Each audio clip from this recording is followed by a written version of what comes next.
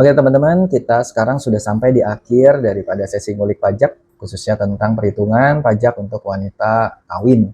Setelah kita bongkar pasal demi pasal, sekarang saatnya kita simpulkan nih, memilih status pajak ini sama seperti memilih jalur perjalanan di Google Maps saja gitu ya. Mau ambil jalur tol cepat, jalur alternatif yang agak ribet, atau jalur mandiri setelah ganti destinasi. Pilihan teman akan menentukan seberapa besar sih drama yang akan terjadi saat lapor SPT ini. Ingat ya, semua perbedaan ini berakar pada satu aturan utama, yaitu Pasal 8 Undang-Undang Nomor 7 Tahun 2021 tentang Undang-Undang HPP. Mari kita bedah 4 jalur utama ini agar teman-teman bisa memilih dengan bijak. Jalur pertama, istri gabung dengan suami, ya, atau kita kenal dengan kakak. Ini adalah jalur standar, jalur paling sederhana, dan jalur yang paling sedikit menimbulkan kurang bayar.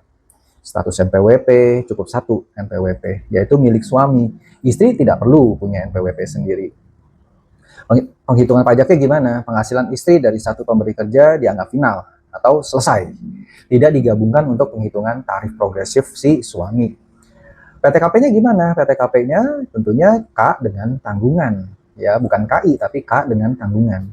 Kesimpulannya apa? Ini adalah jalur cepat minim drama, cocok untuk pasangan yang salah satunya adalah karyawan biasa dengan satu sumber penghasilan.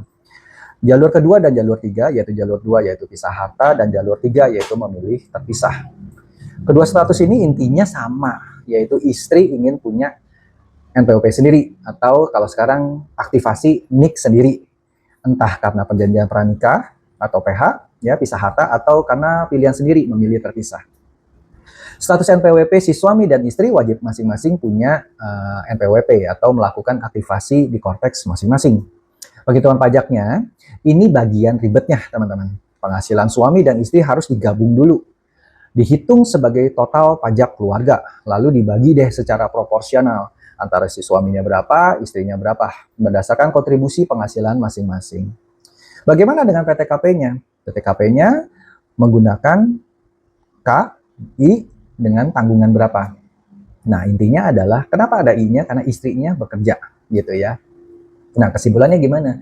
Ini adalah jalur alternatif, banyak kalkulasi. Nah, cocok untuk pasangan dengan penghasilan tinggi atau yang ingin independensi aset. Tetapi harus siap dengan hitungan yang presisi agar tidak kurang bayar. Nah, kemudian jalur keempatnya ini jalur yang siapapun ketika menikah tidak ingin lakukan ini, yaitu tentang hidup berpisah, ya alias cerai. Ini adalah jalur mandiri total. Status ini terjadi karena ada keputusan pengadilan, baik cerai resmi maupun hidup berpisah secara legal.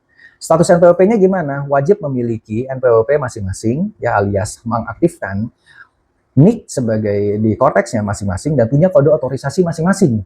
Dan wajib lapor SPT sendiri-sendiri. Bagaimana dengan perhitungan pajaknya? Penghasilan teman untuk wanita dihitung murni sebagai wajib pajak perorangan yang belum menikah. Mantan suami juga harus dihitung sendiri, tentunya dengan tanggungan yang sesuai dengan pengadilan katakan. Bagaimana dengan PTKP-nya? Tentu PTKP-nya berubah drastis.